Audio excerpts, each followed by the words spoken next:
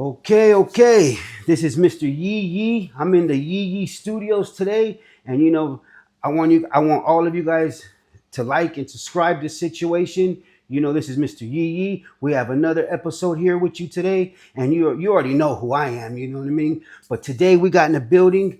I would say a factor in the Bay Area. This guy is a factor in the Bay Area, doing his thing. And if you're in junk removal in the Bay Area, you know this guy. You know what I mean? This is Juan, the owner and operator of Bay Hauling. You know what I'm saying? How you doing, my brother? Man. Thank you for having me. Yes, man, yes. For the cool introduction and stuff. Yeah, you deserve your flowers. You know what I mean? You're definitely a Northern California. I would say vet in the game.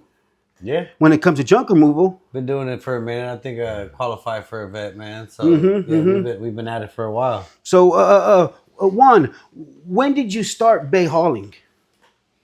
Yeah, so we look at 2019 as the official start date. Okay. That's when we got a LLC and really decided to kind of go all in and just try Full to throttle. Try to do it right and go all legit and stuff. But definitely kind of made our way there, like doing it kind of as a side gig. Yeah. Till real deal.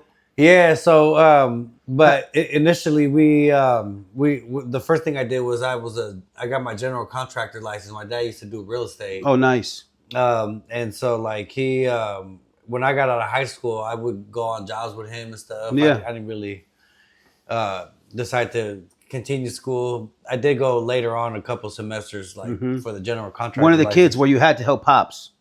Was that one of the kids where you had to help dad? No, I enjoyed the construction work. As a younger kid, I always worked, man. I always had a summer job. Yeah. And then as soon as I could get a working permit, I worked at little Mexican restaurant, Chevy's, and all that stuff. Juan, where are you originally from? Born and raised. I was born in Mexico. Okay, nice. Okay, nice. Yeah, I was born over there. We came over here when we were 6. Okay, good. My dad was he was an entrepreneur as yes. well. He was a civil engineer in Mexico. Had a chain of restaurants there, but one reason or another, he decided to come here. He got sick, so that's why we kind of stayed here. But that's really why I decided to be an entrepreneur. Just follow in his footsteps. And where did you come when you guys came to the Bay? Did you originally come to the Bay Area, or were you I think we had one of the stints that we had before we moved here. Definitely it was we stayed up in Fremont and stuff. Okay. But as soon as we touched down officially to live here, we went straight to Vallejo. Straight to the V. Yep, we lived at my auntie's apartment. The Valley Joe, baby. There we go. 12 of us in the apartment, man. It is what it is. Then my dad finally, he got us another apartment or a house. He started renting a house a couple of blocks down.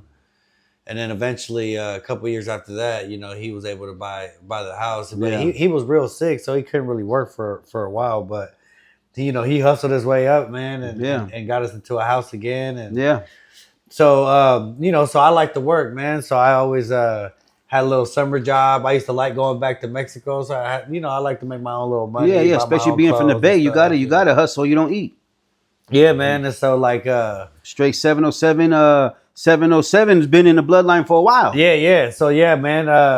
So we grew up in Vallejo, and out of high school, I kind of wanted to help my dad just do what he was doing. I kind of liked the fact that being independent. Properties, he was kind of moving around. He was he was always hustling, man, and I admired him for it. So I kind of wanted to just help him out, and so.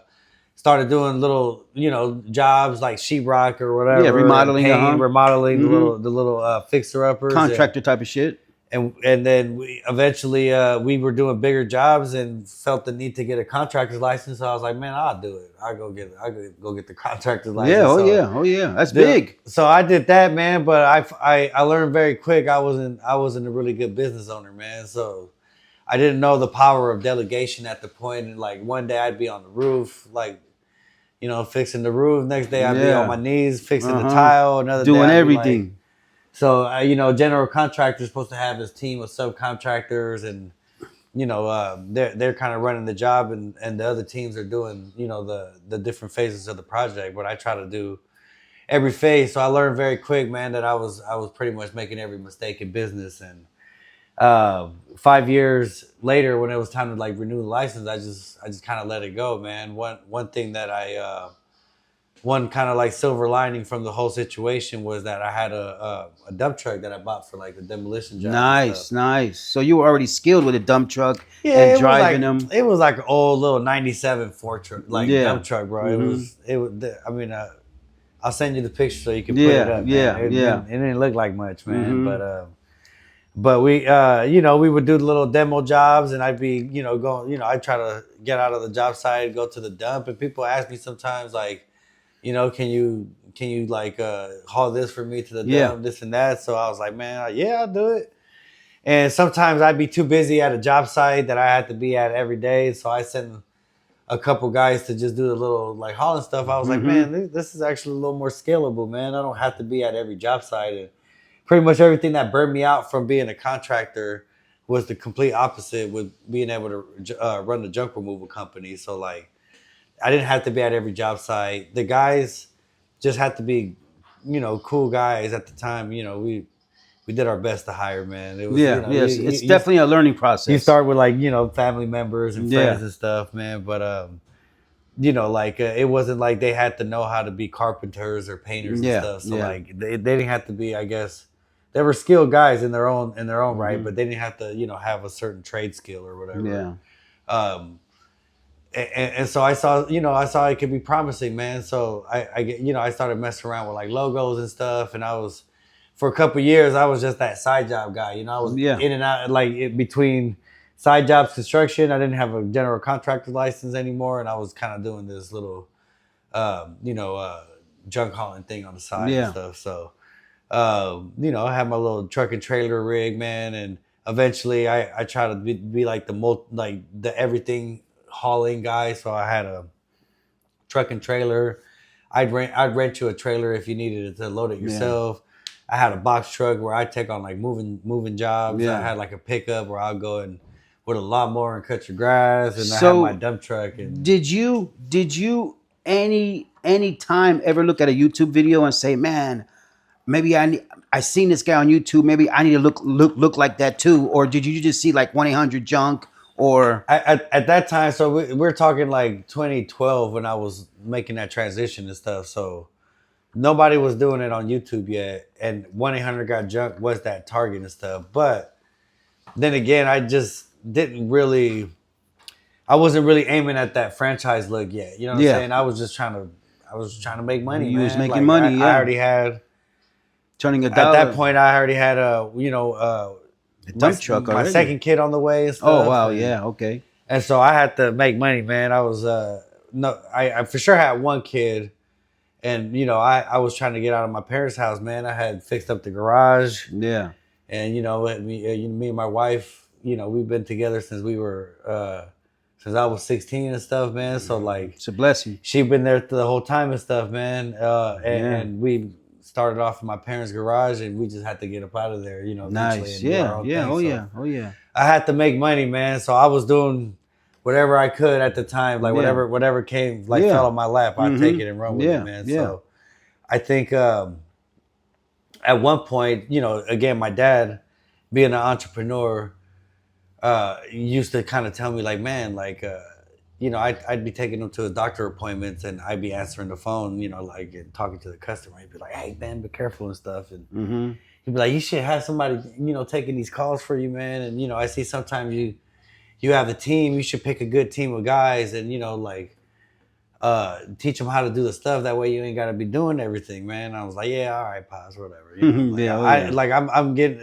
I'm paying the bills. That's all we got to worry about right now, right? Exactly. But I think over time, you got to hear from somebody else, man, and to really kind of, before you realize the wisdom he was trying to give to you and stuff. But we kind of build it up, man. I kind of learned. I had to learn because like the truck and trailer started being undependable, man. Like I couldn't really, like, if I wanted to do more than one job, it was hard to put one of the guys on the truck and trailer.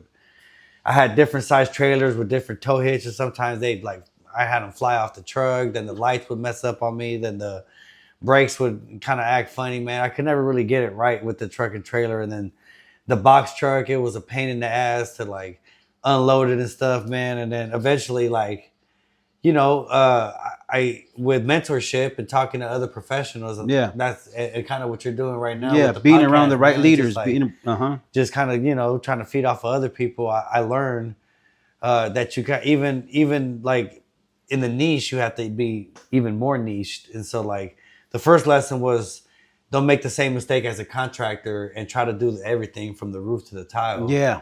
Pick a niche and don't be good at everything. Be great at this one thing. And so I was run like, with what's it. the easiest thing from the whole job site? The cleanup at the end, man, the little hauling and stuff. So I was like, okay, I'm running with this, bro. Running.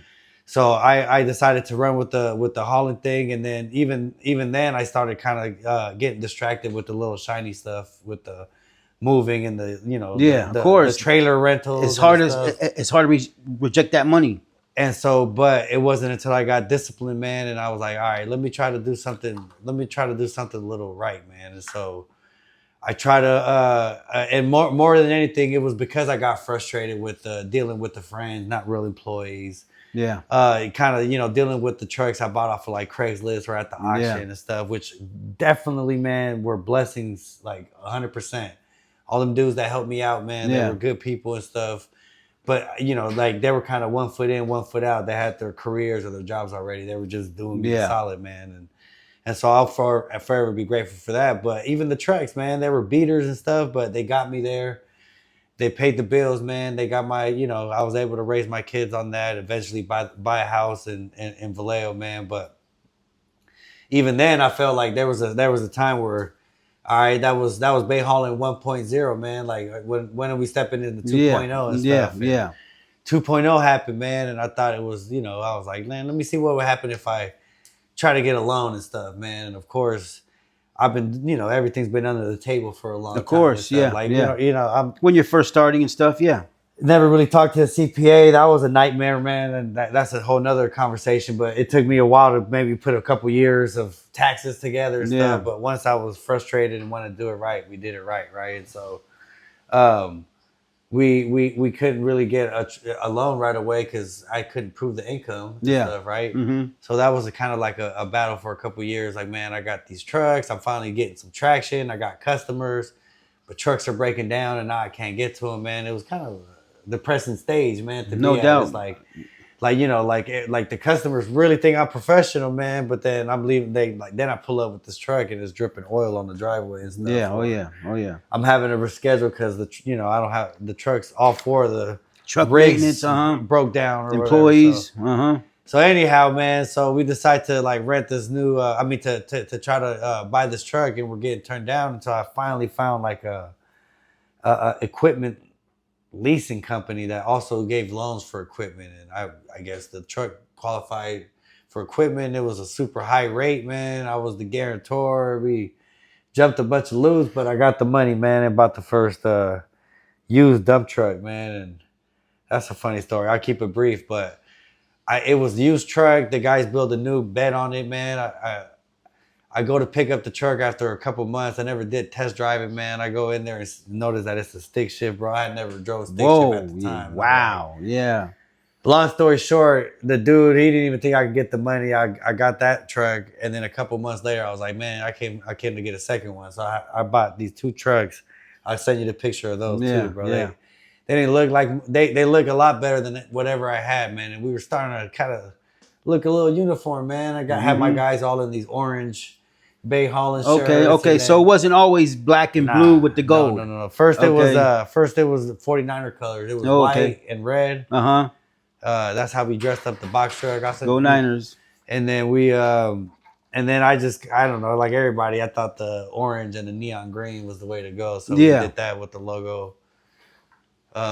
So this Bay Hauling wasn't always the logo. No. Okay. It wasn't. So that 2.0 stage lasted maybe a couple years or two, bro, and it got me out of the little tough situation, but it didn't last very long, man. No. Those two used trucks, they both took a shit on me, man, within a year and stuff. Oh man. Well, yeah, we put a lot of wear and tear on those things. And they, you know, the industry is not, you know, kind of like barely starting to build these trucks for Junk small removal. businesses and junk removal companies, man. So, like the anyway, long story short, they took a shit on me, man. The boxes and hydraulic systems are brand new. So I'm like, man, what am I gonna do, man? I gotta do something because now we're actually. You're not going back to a truck and trailer. I'm not going back to the truck and trailer. I'm done with used. I built some credit now, though, right? Yeah, yeah. But I'm paying for these trucks for a good 2 or 3 years, and they're already built up. They're just sitting because I can't drive them anymore. Yeah. I'm back to scrapping it together until finally 2019. 2019. Was that pre-COVID? Was that? It was right before COVID, man. Yeah. I would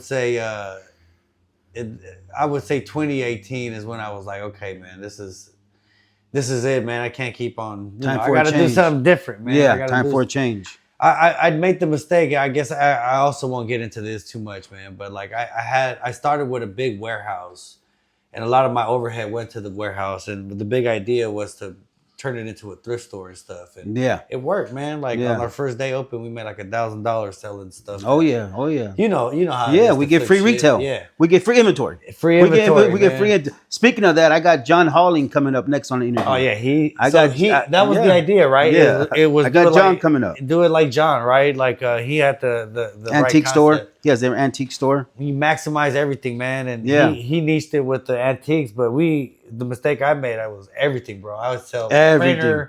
The printer paper, damn near pawn shop, everything. Yeah, like whatever, bro. Like shoes, clothes. Nothing's furniture. going to the landfill but trash. My landlord hated us, man, because it looked like the landfill at the. You had everything outside and aside, everything. It was cool. It was a fun time, man. It brought good energy. Like my parents were running it. They gave them something to do, but but you had this huge overhead. I had the huge overhead. A lot of the focus was going into the thrift store, not back to the business, and it was kind of all the big frustration, like bubble that happened. And so, boom, I like, okay, let me look at what the good parts is so far. Is one, I've been paying for these trucks that are just sitting for the last couple of years because they took a shit on me. Yeah, all my like profit is going to these warehouses, overheads that now just look like my employees. I mean, not my employees, but my clients' houses and stuff. Yeah. I got them all hoarded out, man. And now my parents are kind of too tired to go do the sales. We're just accumulating shit. Now I got, like shit is adding up. People are breaking in now and stuff. When I go to vacation in Mexico, it starts getting nasty, man. So now I'm like, okay, the silver lining is this: is one, I built up my credit right with these 2 used some trucks. paper trail, and then I also know that I could pay at least, whatever my overhead was at the time, $2,000-3,000 a month on this warehouse and whatever it comes with. Yeah. Storage. With this money, I could buy 2 brand new trucks and stuff. Oh boy. And just rent it up. I got enough work to keep 2 rigs on. Yeah. But the trucks are so undependable that I'm losing my traction. So I'm like, all right, it's time, man. We went through this whole rebranding process where I'm like, okay, you got the argument between A's, Giants, Niners, Raiders. What's the one team everybody could agree on right now is the Warriors. We had just won all the championships and stuff, man. I'm like, all right, we're gonna run with the Warrior colors, man. Yeah. Just kind of unite, real Bay Area kind of feeling and stuff. So we did all that, man, and the big like grand reopening was the new Isuzu trucks with the new logos and the uniforms. The rebranding and all that. And right around that time, man, is when the people on started popping up on YouTube and stuff, man. Yeah. And so like you had like the Sonoma Strongs. Yeah, you had the Sonoma Strongs, but you had like the JRAs. You had like Tim Doss, like Tim.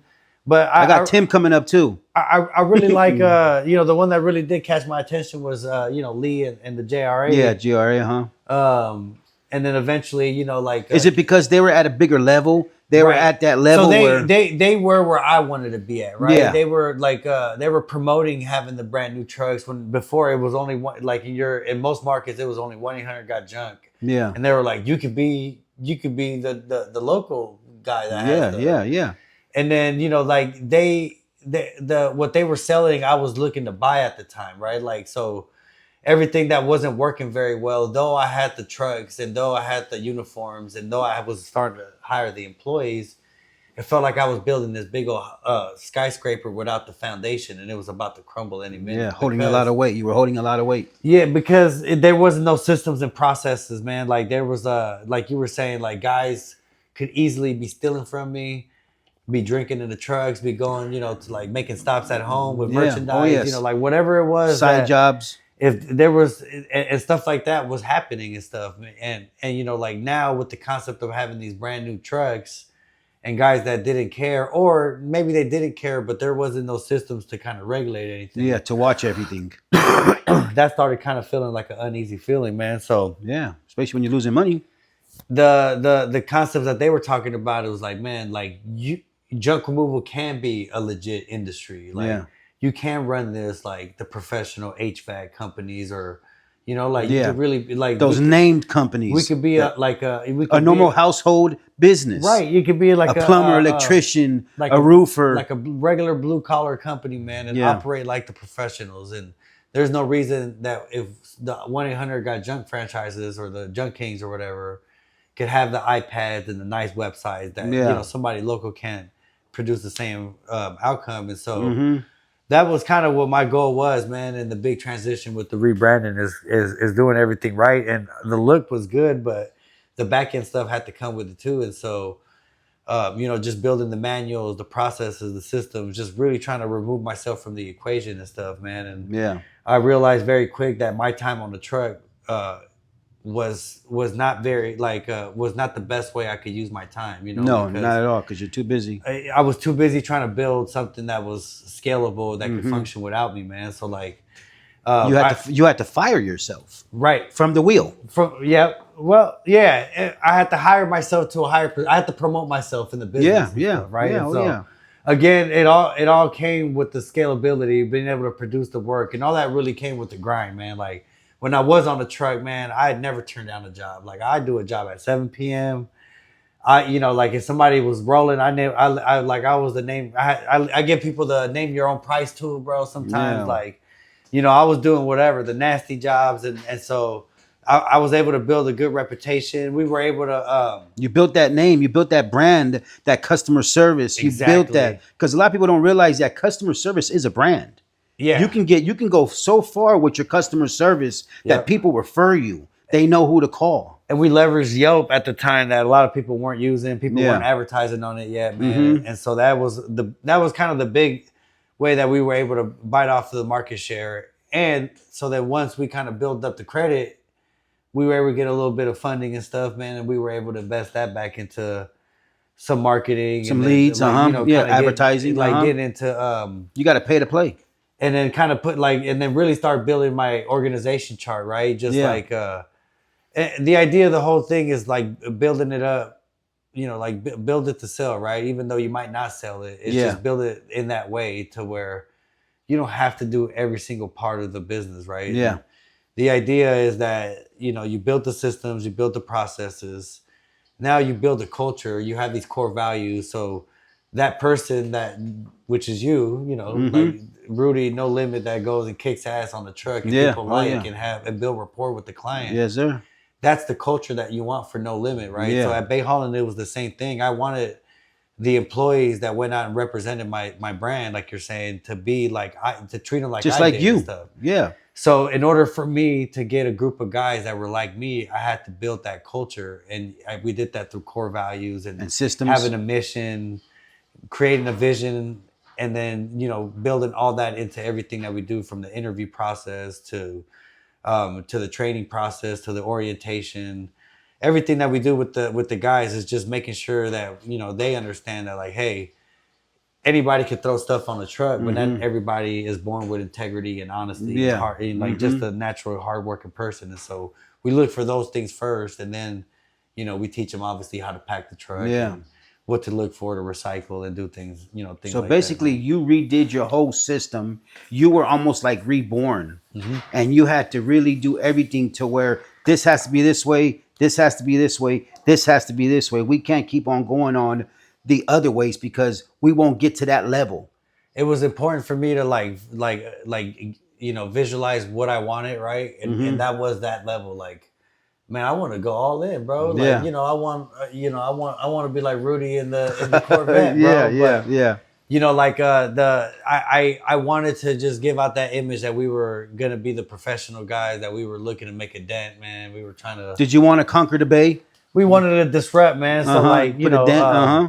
and so I knew that it was gonna take more than just me, like, you know, like banging out a hauling, you know, job. I had to learn and stuff, man. And Yeah. so I decided to pay for a lot of mentorship and stuff, man, Yeah, and no just doubt. go out and talk to Mm-hmm. some guys in the industry that Yeah. had already got to that level I wanted to be at. I think you have to surround yourself around the right leaders and the right teachers. And I think you're doing the right thing with this thing here, man. I mean, it's one of the people that, or one of the authors that really kind of like that I like to read, and now I listen more. Some of his best work was like spoken and not written. But Yeah. Napoleon Hill, man, he his life work was interviewing like the most successful people in the country and stuff, and he talks about building a mastermind with other people and stuff. And so just like me and you talking, whatever it is, industry related, we're going to be able to pick up gems from each other. Oh yeah. And so I try to do that on a very high level, and, you know, just kind of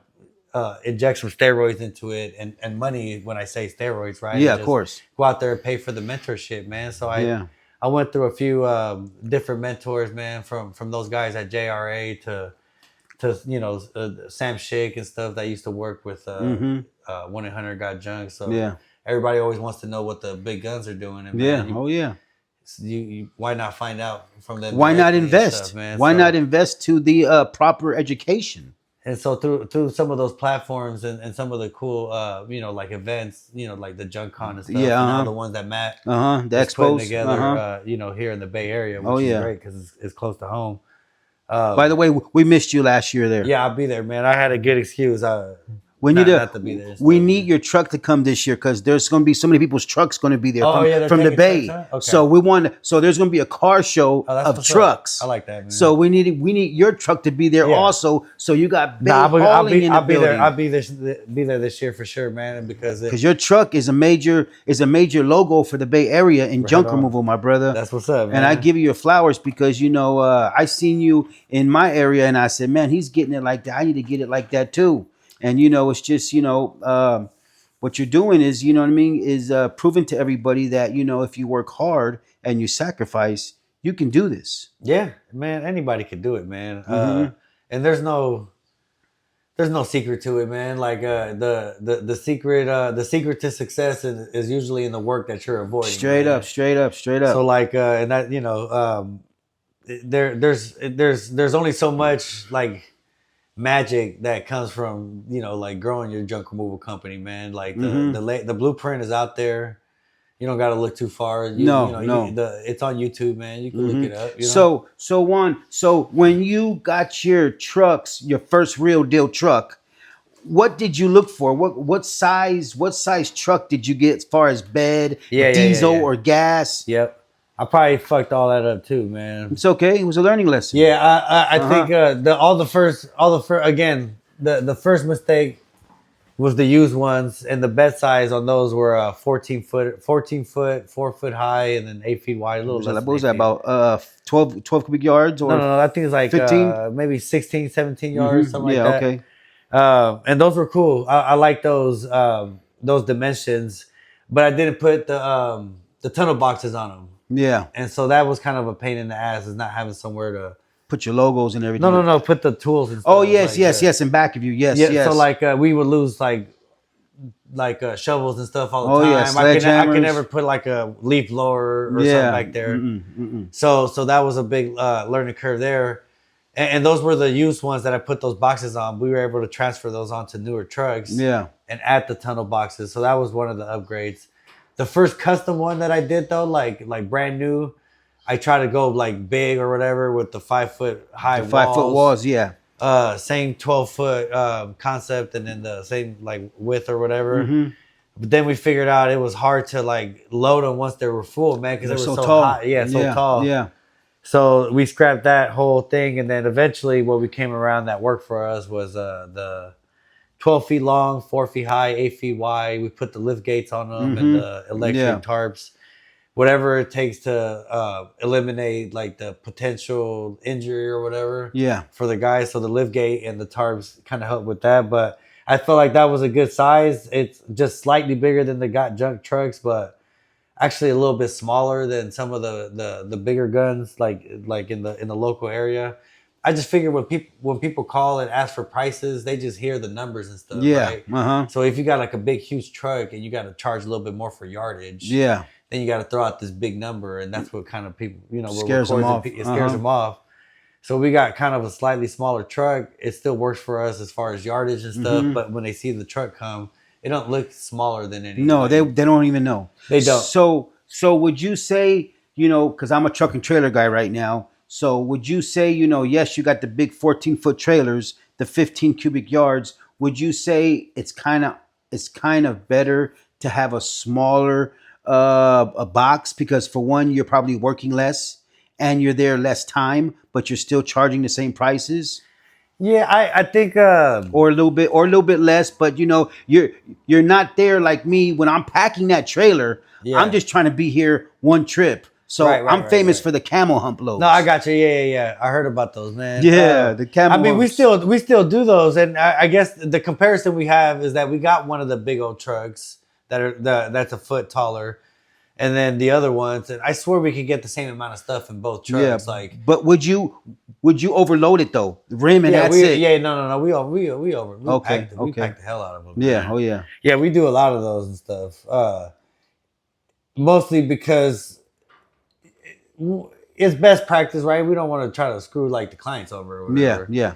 And that's not really why we got the smaller trucks, but I think it's better for the employees with the smaller trucks, maneuvering wise, and less liability. Yeah, that's one thing, and I guess they're easy to maneuver. You could actually get these through like some of the overhangs. Like we do go out to like the departments. Yes. Oh, yeah, especially when you got pulling the ground and stuff. Yeah, and then I don't know, man. Like I just didn't like the design on the taller ones. Yeah, the 5 foots. Yeah, so the shorter ones kind of worked out. Yeah.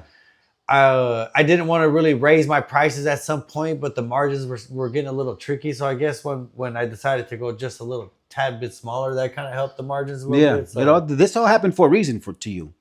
All this happened. This happened for a reason. All these learning lessons and so now we found the sweet spot with that size truck. And you're right. Like we fill them up. It's a full truck. Like people like the fact that sometimes we might have to throw a mattress or something over the top, and we're trying everything to do. Will you get it done? Yeah, was it a game changer by having that lift gate in the back? Yeah. Instead of lifting that thing like 4 feet, like refrigerators. As far as you having the employees and situations. Nah, it was like an added value to them. Yeah. Like now makes them feel better, right? Makes them feel better. Sometimes now they act like they can't. They're too good. I don't got a lift gate, man. Like man, if you gave me the truck without the gate, we used to hand unload the box truck, bro. We used to lift it over the walls.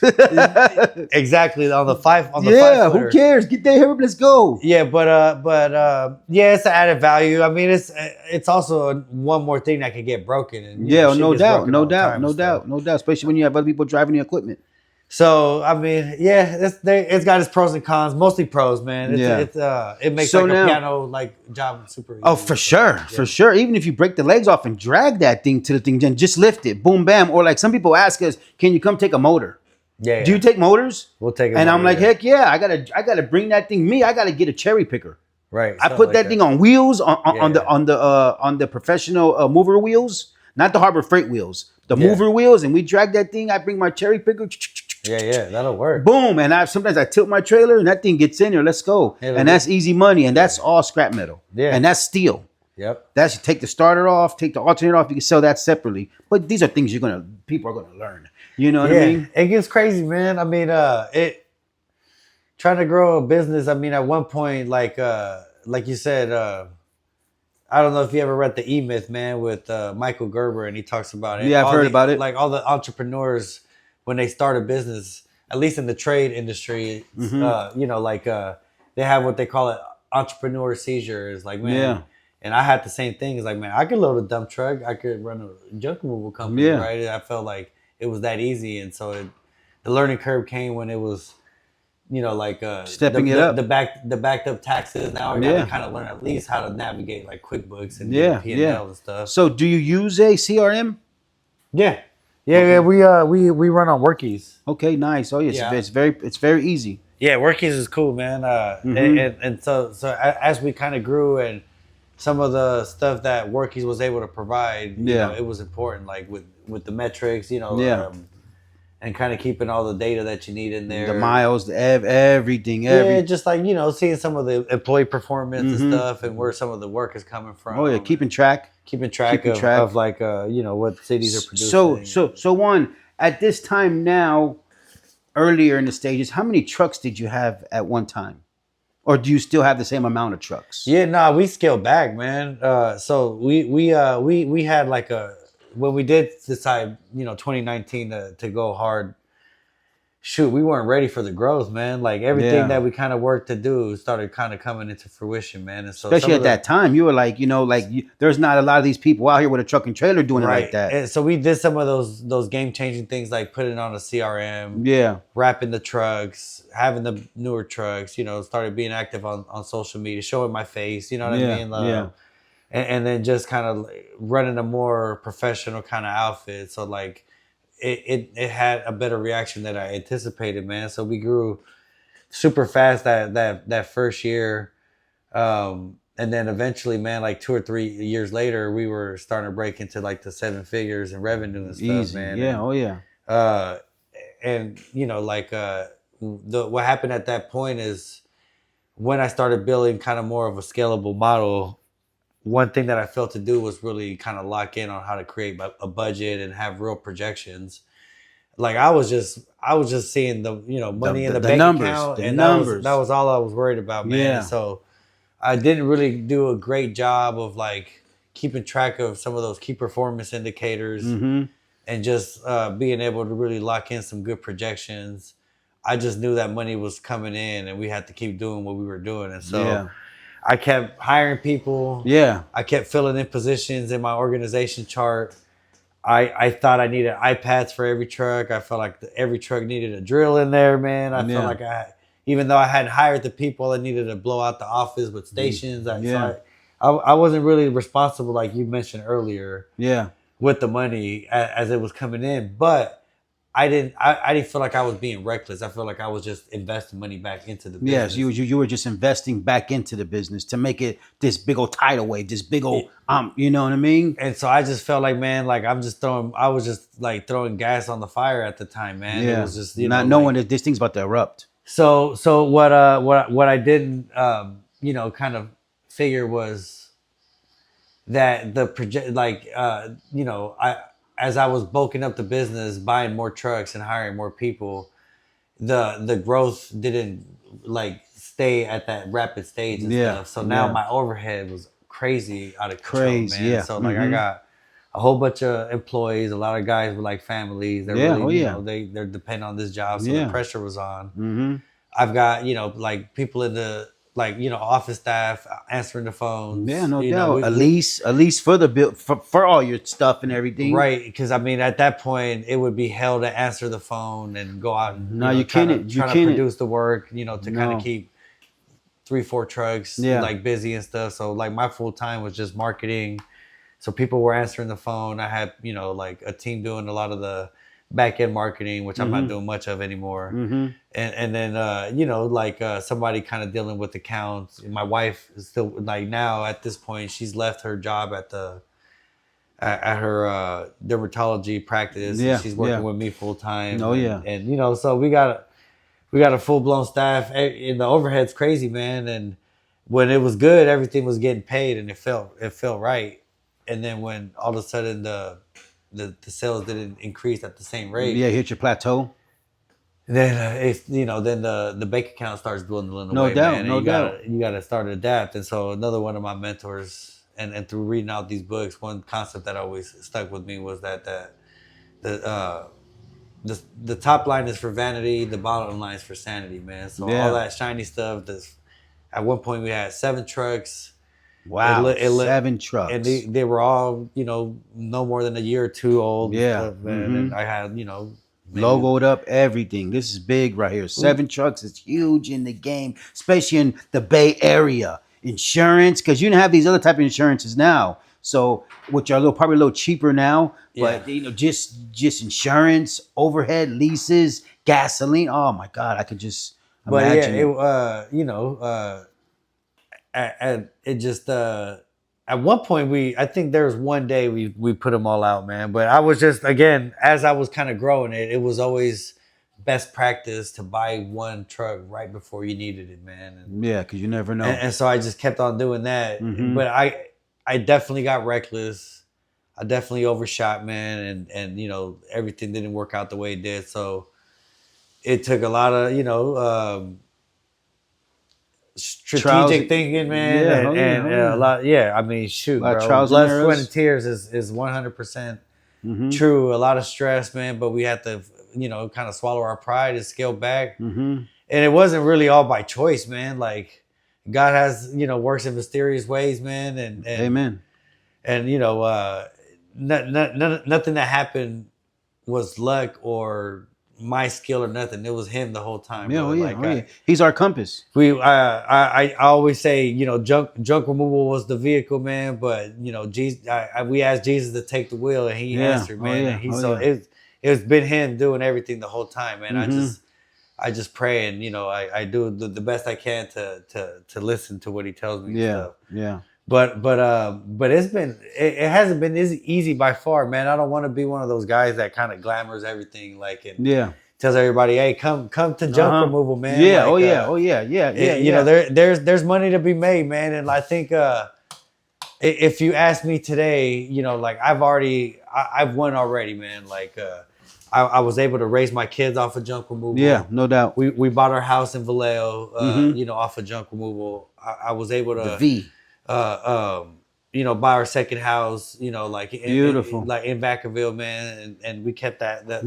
He's my neighbor also. I see his signs everywhere. You know what I'm saying? And so it's been fruitful for us, man. And I've been blessed to work with my wife, man. I don't really have to worry about not being able to spend time with her because we're together all the time, man. And so I got beautiful 3 kids, man. I got my first grandbaby, man. There you go. God's been really fruitful to us. God is good. And so, but it hasn't come easy, man. And I will tell you that every stage has came with its own set of problems. And it used to be, I remember them wonder years when we were starting, man. And me and my one guy would be on the truck together. And we were like, let's start our show, bro. Like, what's for lunch, man? Because every single day is a different spot for lunch. And that gets expensive too. But we weren't hurting for money back then, though, man. Yeah. Like, my wife and I had a beautiful wedding, 200 people in Mexico. Beautiful. We went to our honeymoon in Italy, man. Bro, it was and this is when I was truck and trailer, man. So junk removal has been very fruitful, but it has not come easy, man. So we're at 7 trucks, right? Yeah. I had maybe 8 full-time guys, maybe another 4 to 6 part-time, another 2 or 3 on call. So I had a good staff, man. And again, my systems aren't where they need to be, and we grew too fast, and shit starts happening, man. One truck flips on the freeway on 80, man. Oh. Nobody got hurt, thankfully, man. But the truck is wrecked. And then next thing you know, like you said, the stuff isn't working the way it should have, as far as the schedules aren't panning now. Now I'm not worried about getting to 5 clients. Maybe I got to get to 10, 15 jobs. So, we're dispatching jobs and, things happen, bro. Shit happens. Trying to remove the whole bottleneck process where every call comes to me, trying to create accountability, trying to build layers of management. All that stuff, when you're dealing with people and personalities, everybody's got different their emotions own issues, and feelings. Everybody's got their family and their priorities. So I understand that, man.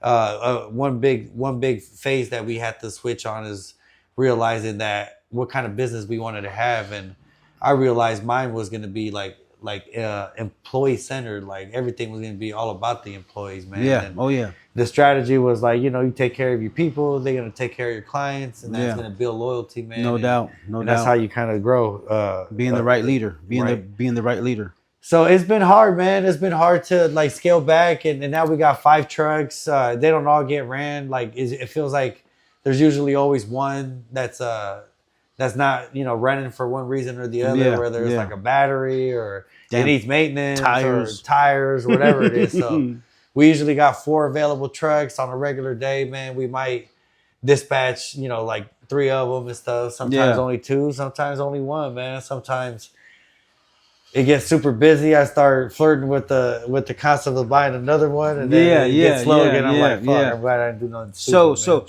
So, are you in the same location from now that you originally started Hell at? Man.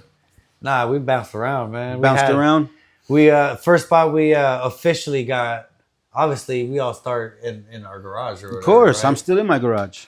So I went into the spot in Vallejo, and this is kind of where I did one of the reasons I decided to go like full time and like, man, this is what I'm gonna do, man. I'm gonna dive all in. Yeah.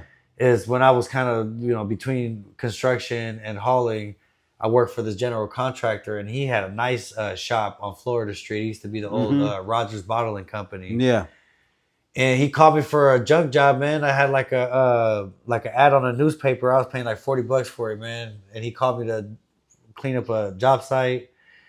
And me and my buddy went and did the job. And then he was like, man, would you guys ever want to come work on the side for, I don't know, $25 an hour or something like that? We're like, shit, all right, whatever. Yeah. So we built this relationship with this contractor. And then one day he was like, man, why don't you rent one of the little stations at my shop? Yeah. Sweet deal, like $600 or whatever. And I was like, man, my rent at the time was like $900 at my house. Yeah. I'm like, how am I gonna afford another $600? Oh yeah. It was like a big deal at the time. Yeah, times 12. But that's why I decided to kind of go all in. I was like, now I gotta really come up with the money, man. Yeah. So then we started selling shit out of that spot or whatever. So we had that place. And then the dude sold the place, so we had to move out of there. So then for a while, we moved to on Amaro Callahan, right in front of the In-N-Out. It used to be the old Tel Reynolds. But the city of Vallejo never did zone us for that place. So we were just we were there for like a whole year without having proper licensing and stuff. So eventually, that's when I decided, man, I don't want to have all these issues. No, one was the issues, but 2 was like the overhead was killing me and my trucks were breaking down. So that's when I was like, fuck the location. Let me just run these dump trucks. So then man, I just found one of my compadre lived at this ranch, and the landlord let me I ran a little space at a ranch. I just parked the trucks there for a couple of years, man. Nice. Oh yeah. And then it wasn't until like the whole rebrand and then the whole kind of explosion in sales that we decided it was time to get into like a real location. One, mostly because I was trying to transition into like mostly friends and family as employees. I kind of felt the need to like bring in just like regular people, and I didn't really know that I could do that. Yeah. At that point when I had the ranch location, we were back on like meeting in my garage, and that's where people met in the morning. And so as I was starting to get more legit and hiring people like office staff and more, guys. People you didn't know, but now it's better this way. Guys this was their only job. Now, Yeah. I felt like I needed an office, man. So 2-3 years after blowing all my bottom line on a warehouse I really didn't need at the time because we weren't big enough for it. Yeah. Now I needed it. And we got it, man. So then we started on Sonoma Boulevard at the old Highway Patrol office. And we ran the office out of there for a couple years and outgrew that one because we were doing that office and the ranch. And then we just decided to bring everything together and get one lot. One lot, the headquarters in Benicia. And now in there we got the command center, which is like the office. We got the warehouse where it's supposed to be where the guys powwow, but now it's just a warehouse where we keep all the donation stuff. Yeah.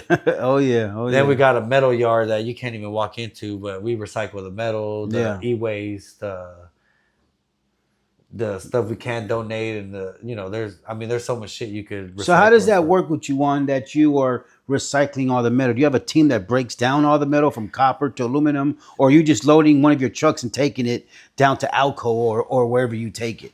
Yeah, it's a we've created a process for it. Like, so the guys load the trucks a certain way. They kind of, Yeah. I mean, they don't do an amazing job at it, but Yeah. good is good enough, man. Yeah. Like, so like we're supposed to pack the trucks a certain way to where we isolate all the recyclables and we load Yeah. them last. Yeah.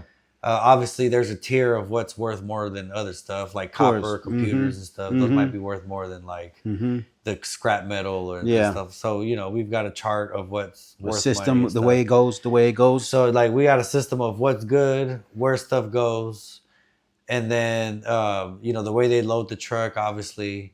And then in the mornings after our morning powwow, we have a process called dissect and divert. And so they're pulling stuff out of trucks. We have the facility where stuff goes into different areas. Yeah. And then once we got enough to do a load, we're going to the scrap yard. Yeah. We actually just teamed up with a company called Bye Bye Mattress. For any local junk removal companies, you want to drop off your mattresses, man, just hit me up and you guys heard that. You guys heard that. We'll leave his link and everything below so you guys can contact him if you wanted to. So we're recycling these mattresses, but we got to come up with 100 each month, and we don't produce that much. So I was gonna say, is that what like a contract where you got to have so many? Yeah, it's the pros that we don't pay for it. Well, our landfills let us take. We're blessed with our landfills out here. Right. They don't charge you for the mattresses. They don't. No. So, but if you had a full load of mattresses, you still have to pay for the weight or whatever. Yeah, of course. So we got so extreme with one trying to be like the people that recycle the most in the Bay Area. That was one concept. But two, when we were at our peak in sales, say $1 million in sales, if you compare what 10% is at 7% of disposal throughout the year, that's $30,000. Easy. So like what it took for the guys to understand that is like, if you pull out a refrigerator, less weight, a dresser, one, you'll make an extra quarter load of space. You can go bang out another job. But two, between what you're saving in disposal and what you're potentially getting in recycling, that's your 3%. That's your $30,000, man. Yeah, so, that shit adds up. When you're starting to scale up, like all those little things, all those opportunities for efficiency start presenting themselves, man. And you got to take advantage of stuff. But if people start that in the beginning, it also helps them for the future. If you start to do those things in the beginning, like find a scrap metal guy, or know where you can drop everything off for free. Right. The donation centers, the cardboard, the batteries, the e-waste. If you start that from the beginning, that's actually a good habit. Right. So then a bad habit. You build that into your culture, right? Yeah. And of course, like the culture is you. You create the into culture. my system. You set that pace. Yeah. But as people are coming in, they have to integrate themselves into that culture. Yes. Obviously, you have to have the systems built out, and you have to have them documented processes so you can train them on them and stuff. So it's no good in your head, man. It's no good in your head. You got to put it in a piece of paper. So once you start integrating your people into your culture and processes. So Juan, do you have a price sheet? Do you do a price sheet? Oh yeah, absolutely. Okay, so was having a price sheet like when you got to that level? It was super important, man, because you probably didn't have one before. I think there at one point it was more like I'm gonna just kind of eyeball the client and go based on that, fill it out. Yep, and then I think like a contractor. At another point, like because all the trucks were all different sizes and stuff. It was obsolete to have a pricing chart.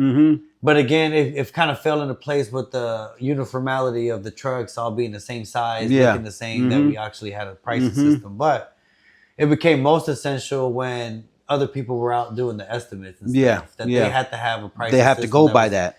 And I think like not only the guys on site, but the people booking the jobs, it was easier for them to answer questions. Yeah.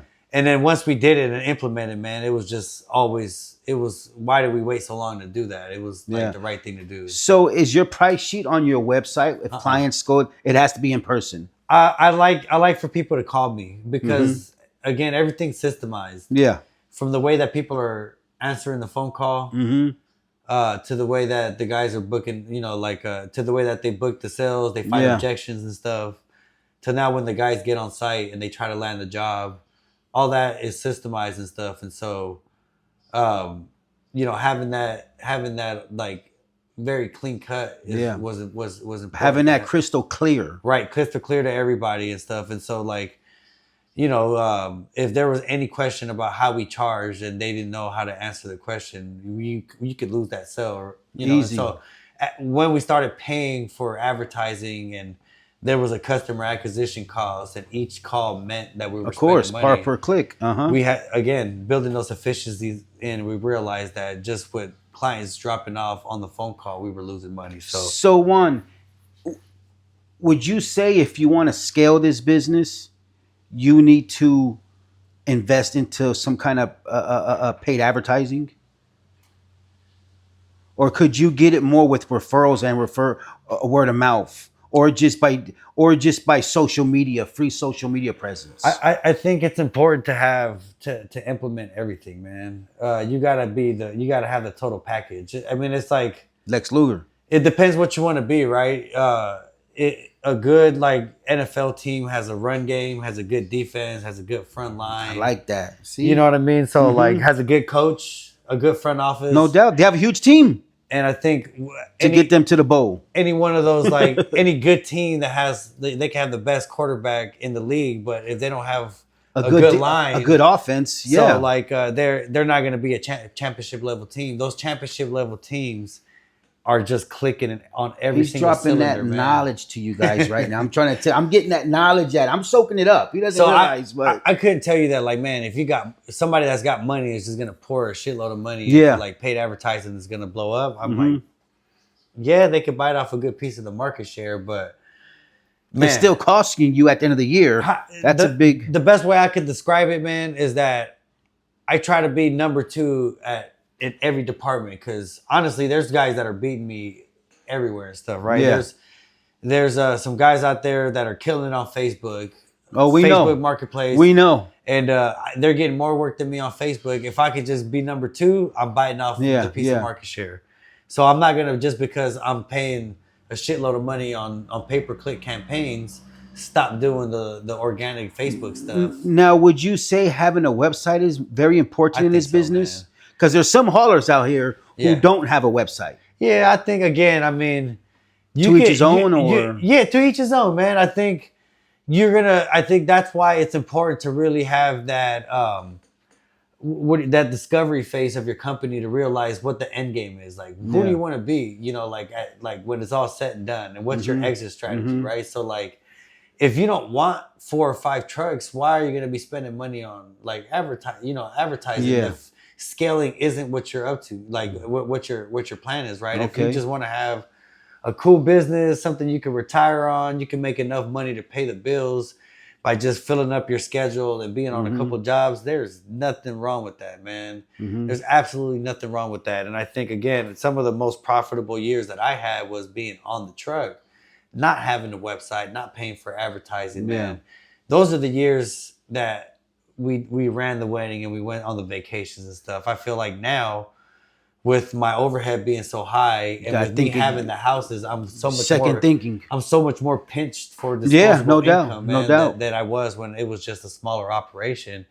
But I think, just like anything else, like, I'm definitely more invested minded. Like, I don't look at bay hauling as a job that I created for myself. I'm looking at it as something, just like my investment property now. It's something that I built, I fixed up for a long time, and now it's an asset for me. So, with me investing the time and building the processes and the systems and the culture and hiring the people and delegating, now I could potentially enjoy the fruits of going on vacation, or, if it's a different time zone, I could literally be making money while I sleep and stuff, right? Well, that's the whole point, is having a well-oiled machine operating. Exactly. And you don't have to. This business could run 2 weeks without me even being here. Right. And so it probably can't go a month without me and stuff, but it can go a week. With everything still running, and that's kind of the idea, right? But we continue building it that way, so then eventually, if I want to kind of retire from even like the visionary position that I'm at now. Obviously, right now I'm wearing a lot of hats, from visionary to the marketing person to the operations manager. We do have a junior operations manager. We do have somebody in finance. We do have, people that handle some of the marketing stuff, and some of those things are delegated.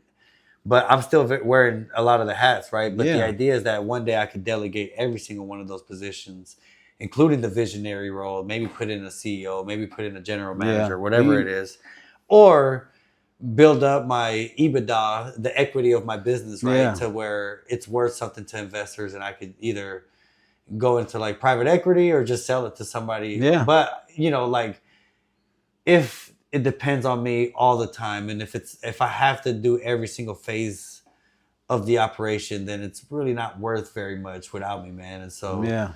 it's going to be hard to do any one of those things. And I think I've I've put a lot of my passion into the business, man. But you know, it's hard to kind of keep going after several years, Yeah. especially when you have the ups and downs. If there isn't any like light at the end of the tunnel, so I Yeah. think kind of creating that vision where you see, you know, where you begin with the end in mind, you create that vision so you have something to work towards, and then you create that exit strategy so that could be the light at the end of the tunnel, man. So now you can start building towards something that's going to be bigger than yourself, that Yeah. maybe You can walk. employees could build a career out of. You know, something that you could either give to your kids when you Where you retire, can walk away or and be happy. you know, walk away, sell it, man, with a decent Yeah. chunk of money that you could either invest Hmm. back into other things you like, real estate, maybe start Yeah. other businesses, man, maybe go Yeah. retire, go back to Mexico, you know what I mean, and Yeah. fix my dad's inheritance house and stuff, So man. That's a big plan for me. that's very good goals. So Juan, so how important to you is networking with the communities, as far as like B&Es and chamber of commerces? Yeah, we do. So I see you highly active. Yeah. I think when we were building the mission statement and just trying to like find out the identity of Bay Hauling, that was like a big concept of it, is being a part of the community and stuff. Yeah. I didn't want to just be a business owner, right? Like I Yeah. had the vision in my head was a happy place where people like to go to work. Um, I'm trying to figure out what movie it was, man, but like where everybody was, you know, like at work happy and stuff, man. Just put it like that, kind of like a Google kind of environment, and stuff, right? Apple. Yeah, like working at Apple and Yeah, stuff, you know, you know what like I mean? and so that was the big idea with the warehouse and having the arcades and stuff in there, man. Yeah. But I think part of that also was being part of the community, man, and being able to give back, you know, and that, besides being a good business model for me, I think was just part of my personal mission, and you know, like following my faith and just trying to find opportunities for almsgiving. I think it kind of made full circle, and my business gave me that platform, right? Because I wouldn't really have a reason to be at the Chamber of Commerce or the BNIs, or now you know, I've been able to join some start a nonprofit with some youth groups and stuff. So just like it just it kind of feeds again into my passion. Once I got past the growing stage or the very infancy stages of bay hauling, I kind of felt like a missing void to kind of grow other stuff, and so I started getting involved, man, with the chambers and stuff. Like right now, I'm running on the second year of having the opportunity and the you know, the pleasure of being the president for the Solano Hispanic Chamber of Commerce. Yeah, I've seen it. I seen it So on the groups. like you know, one thing, it was, again, I didn't have a whole bunch of money to donate, so I figured the second best thing I could do is donate my time. No doubt. And so there's plenty of organizations where you could donate them trucks and do this and help out people.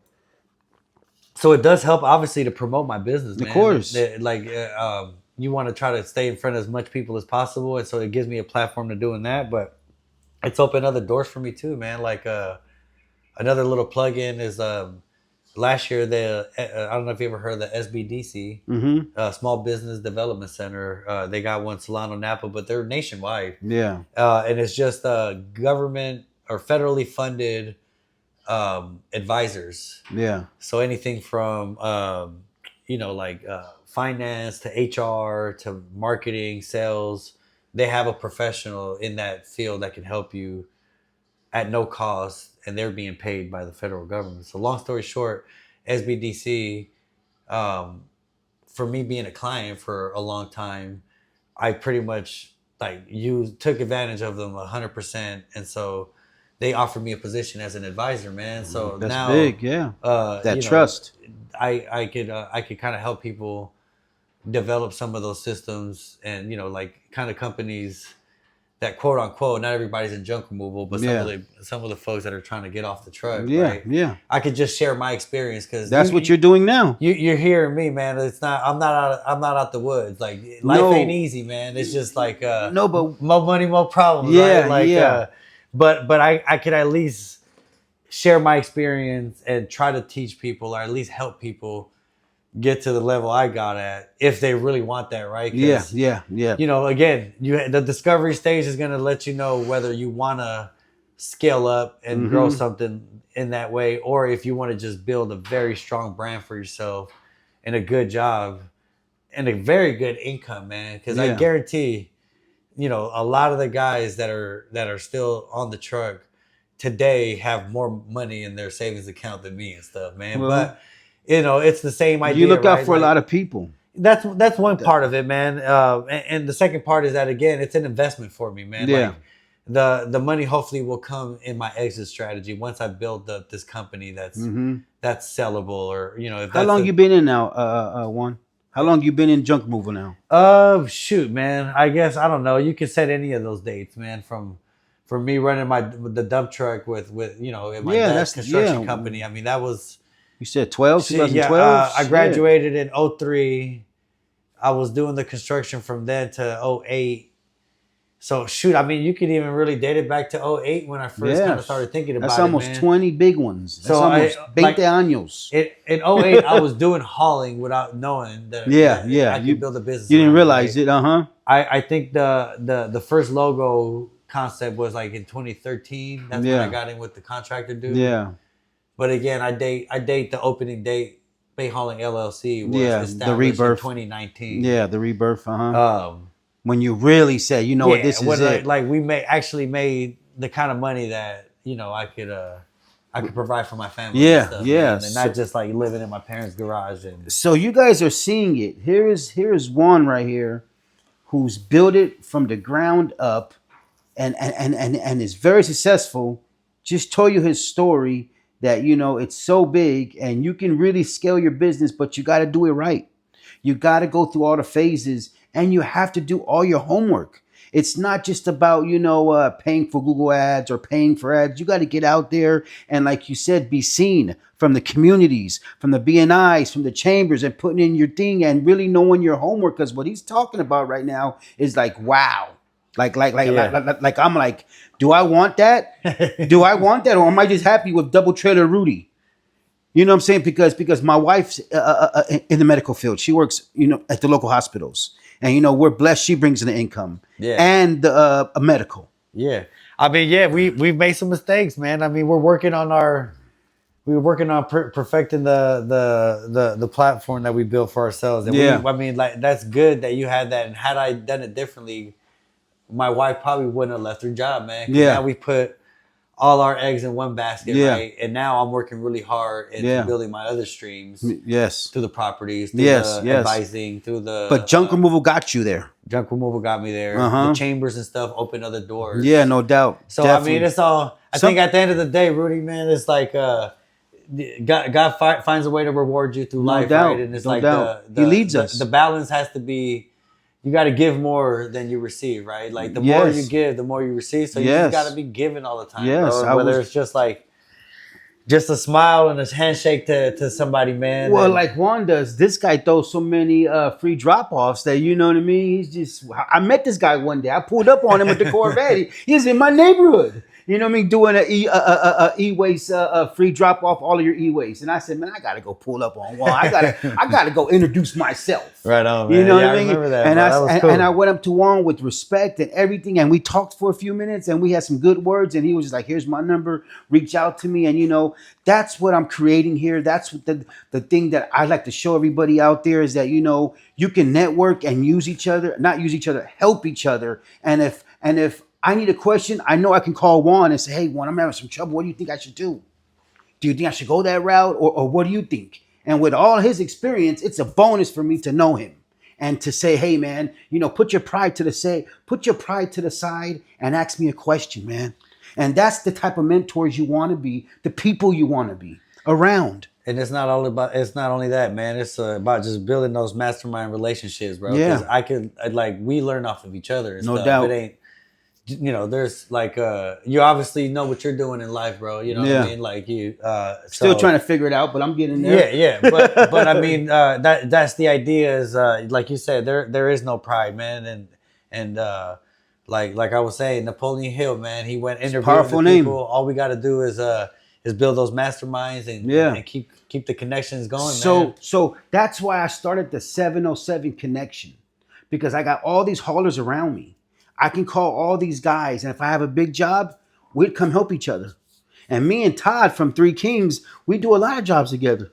And it's just like, whatever you want to charge, dog, whatever, just come help me, whatever. It's all good. It's all Todd, man. It's all love. Shout out to Todd out there. Yeah, once Todd likes you, man. Once Todd likes you, he puts you on. Bro. Once Todd likes Hey, Todd, you, I never got a job, a referral from you, Todd, man. What's up, Speak man? out to him. Jeff's gonna be watching too from Strong Sons. Yeah, me and Jeff link a lot, man. He's definitely shared some jobs with me and stuff too, man. So we formed the 707 connection with not only haulers but just businesses. I was just at a Fleet Feet downtown Vacaville, and I said I started the 707 connection, and the owner was like, "Yeah, give me a card. I would love to network with you. I would love to do business with you or refer you."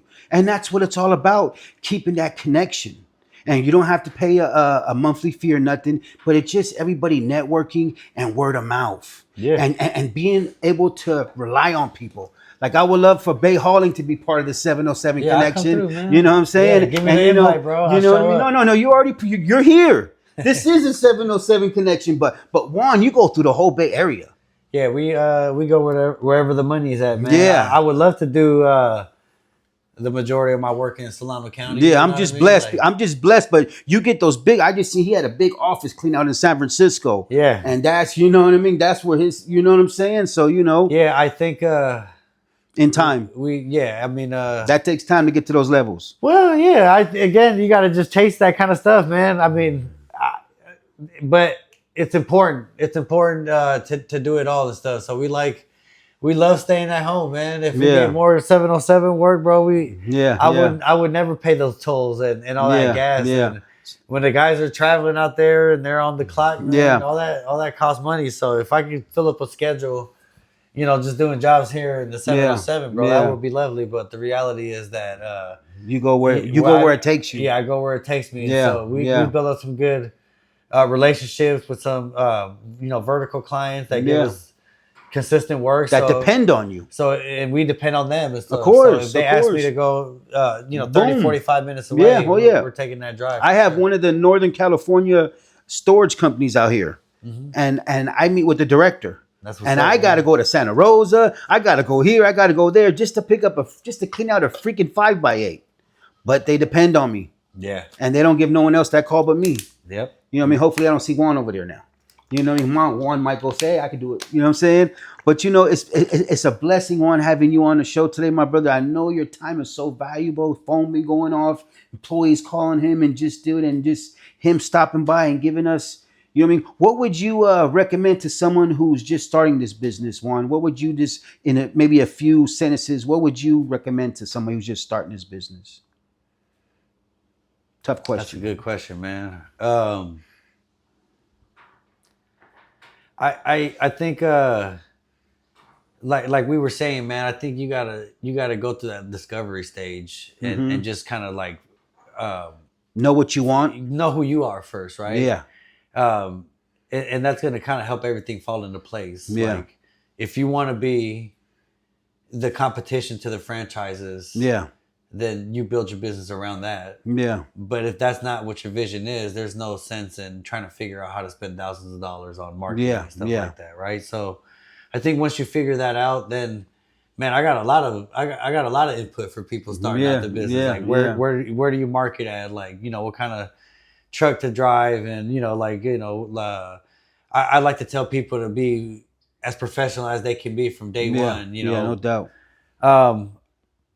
One really big one though, man, that a lot of people talk about, but something that I definitely didn't do in the beginning and wish that I had done is just the numbers, man. Just leveraging, like figuring out systems to produce the numbers, the metrics, and then finding ways to metric that. I mean, I'm sorry, to leverage that information. And Yeah, stuff, man. yeah, So to always have it and know it and see how it's growing. Yes. we could always do another episode on this, man. But we've Yeah. been able to just make the numbers such an important part of our operation, man. From Numbers are everything. from the way that we market, from the way, where we're advertising at, to like Gas numbers, employees numbers, yep. this, So that. like the efficiencies as far as our Drive expenses, time, everything. but even like the job performance for my crews, and just building incentives around their performance and having scorecards to measure the KPIs, and that way we could both have conversations when guys aren't performing as well. Yeah. And also have reward systems when they're kind of kicking No ass, doubt, man, no and doubt.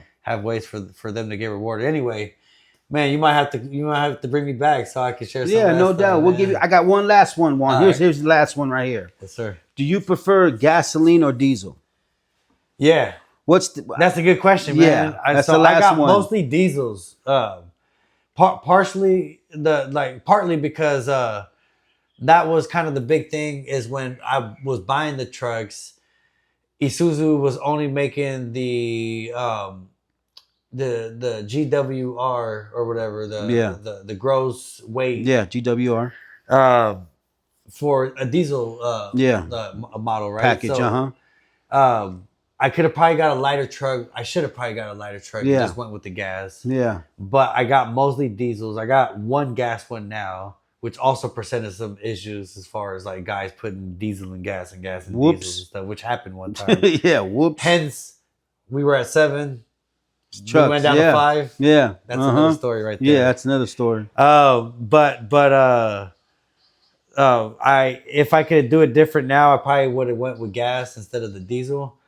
And mostly it's just because the extra stuff that the diesels need, man. The DEF fluid is an extra expense. The smogging.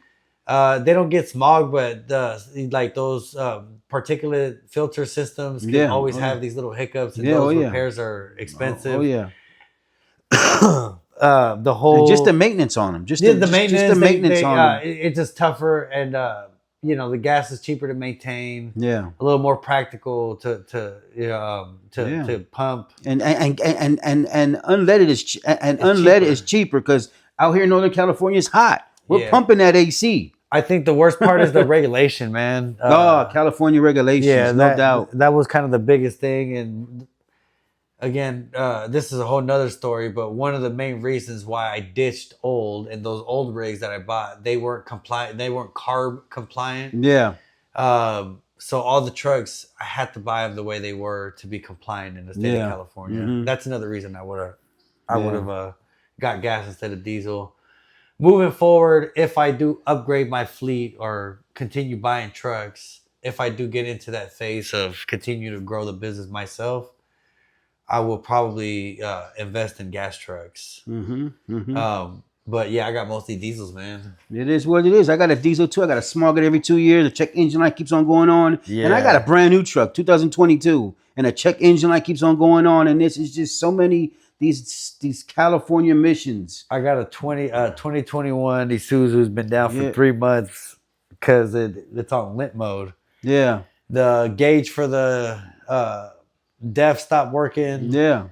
And the guys ran it without DEF for a while. It went on to lit mode, and honestly, it's not enough budget. And since we could sit this one down for right now, this shit's been sitting there. See, when you go bigger, you better be ready. Trying to tell you guys, you better be ready if you want to scale and get that. But Juan, how could the guys out there, if they had a question for you, where on social media could they find you?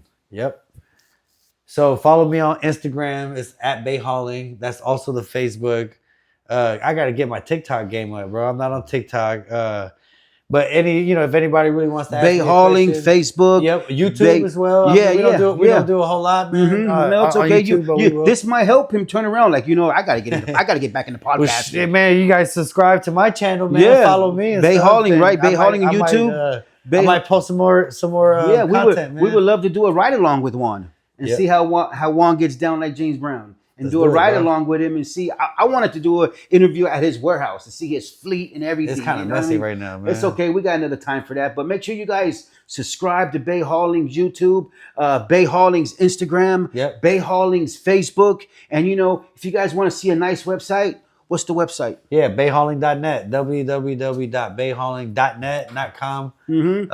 And then anybody got some real serious questions, you could always DM me on the Instagram or You see? email me, Juan at bayhauling.net. Straight knowledge from one of the G's in my area. And you know what I mean? It's all love. And you know what I mean?